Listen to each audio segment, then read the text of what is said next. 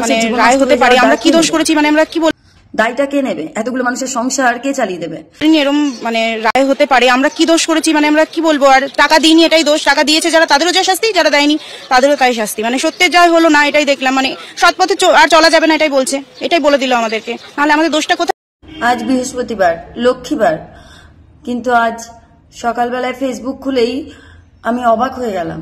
কারণ এই লক্ষ্মীবারে অনেক মানুষ লক্ষ্মীহীন হলো, লক্ষ্মী ছাড়া হলো। কিরকম? 26,000 টিচার তাদের কর্মজীবন থেকে বঞ্চিত হলো, কর্মজীবন হারালো। একবার ভেবে দেখেছো, 26,000 মানুষ এই শিক্ষকতার পদ থেকে বঞ্চিত হলো। তার 26,000টা পরিবার, সেই পরিবারে থাকা তাদের বাবা মা, ওয়াইফ, বাচ্চা, সবার জীবন কত রকম ভাবে নিচু জায়গায় নেমে গেল। হয়তো তারা কত রকম ভাবে লোন নিয়ে, কত রকম কষ্ট করে একটা চাকরি জোগাড় করেছিল, ফ্যাসাদে তারাও পড়েছিল, তাদের কাছেও নেওয়া হয়েছিল, তারপরে তাদেরকে দেওয়া হয়েছিল চাকরিটা। সেই সুযোগ করে দিয়েছিল কারা? আদতেও দোষী কারা?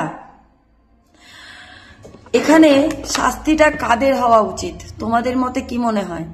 যারা তাদের কিছুর বিনিময়ে চাকরিটা পাইয়ে দিয়েছিল তাদের, না যারা আগের থেকেই ভুক্তভোগী, এইসব শিক্ষক শিক্ষিকা তাদের, আর তাদের পরিবারের? প্রত্যেক পরিবারের মানুষগুলো চেয়েছিল যে একটা করে কাজ জোগাড় হোক।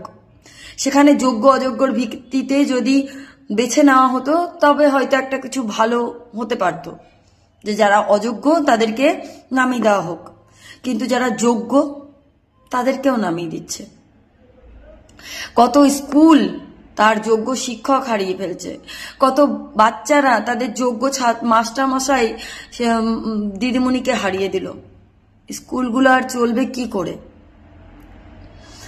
আর আমাদের মতন যারা একেবারে নিম্ন মধ্যবিত্ত, কোনো রকম খাওয়া দাওয়া করে দিন কাটায়, তারা ওই ইংলিশ মিডিয়ামের বাচ্চাকে পড়াবে কি করে? কিভাবে সম্ভব এক ধাক্কায় 26,000 মানুষের শিক্ষক শিক্ষিকার হারিয়ে যাওয়া, একদম হারিয়ে যাওয়া, কত স্কুলের মুখ নষ্ট হয়ে যাওয়া, কত বাচ্চার ভবিষ্যৎ নষ্ট হয়ে যাওয়া। এত কিছুর জন্য দায়ী কে? শাস্তিটা কার হওয়া উচিত? কাদের হওয়া উচিত? যারা এই পথটা খুলে দিয়েছিল তাদের, না যারা এই পথ দিয়ে হেঁটেছিল তাদের? পথটা খুলে দেওয়া হয়েছিল বলেই তো তারা সুযোগের সদ্ব্যবহার করেছিল। পথটা কেন খুলে দেওয়া হয়েছিল? আওয়াজ উঠুক, আওয়াজ উঠানোটা দরকার। মানুষের সবকিছুর সঠিক বিচার হওয়া দরকার। এতগুলো মানুষের জীবন নষ্ট হয়ে যাওয়ার দায় কে নেবে? দায়টা কে নেবে? এতগুলো মানুষের সংসার কে চালিয়ে দেবে? তার মা বাবার ওষুধ কে কিনে এনে দেবে? তার ঘরের বউটার সেবা করার জন্য, খাওয়ানোর জন্য, বাচ্চার যত্নের জন্য কোথা থেকে আনবে? সে হয়তো তার জীবনের সবটুকু শেষ করে একটা চাকরি জোগানোর জন্য কিছু দিয়েছিল, কারণ সে ভেবেছিল যে কিছু না হলেও কাজটা পেলে হয়তো জীবন কেটে যাবে। তাদের পাশে গিয়ে কে দাঁড়াবে? একজন দুজন তো না, 26,000। কোথায় যাবে তারা? প্লিজ তাদেরকে একদম অসহায় করে দেবেন না। তারা এমনিতেই অনেক লজ্জিত হয়ে যাবে, সমাজে চলাফেরা করতে পারবে না, কারণ তারা শিক্ষক শিক্ষিকার পদে একবার বসেছে।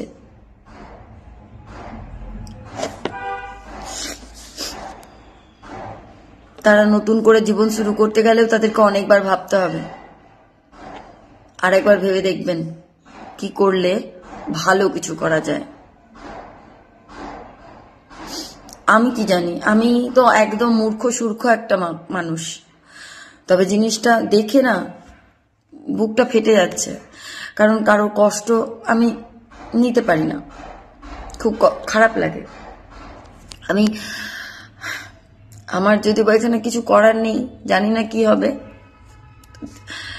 খবরটা দেখার পরে আমি ভালো নেই, একদম ভালো নেই।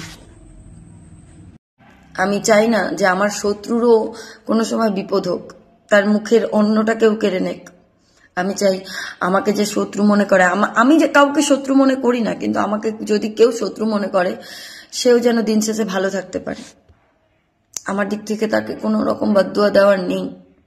সেখানে এইরকম একটা প্রতিষ্ঠিত জায়গা থেকে যখন একটা মানুষ নিচে নেমে যাবে, সে তার জীবনযাপন কিভাবে কাটাবে একটু ভেবে দেখবেন। নমস্কার।